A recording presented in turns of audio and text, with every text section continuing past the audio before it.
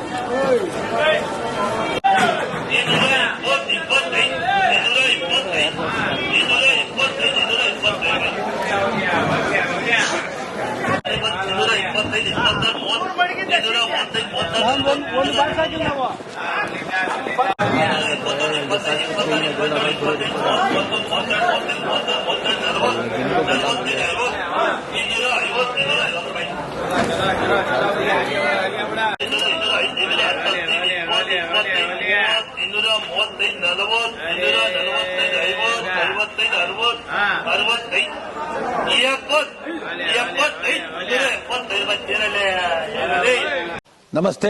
ಎಲ್ಲ ನನ್ನ ಪ್ರೀತಿಯ ಕನ್ನಡಾಭಿಮಾನಿಗಳಿಗೆ, ಕಲಾಭಿಮಾನಿಗಳಿಗೆ ನಿಮ್ಮ ಪ್ರೀತಿಯ ಶಿವಾರ ಉಮೇಶ್ ಮಾಡೋ ನಮಸ್ಕಾರಗಳು.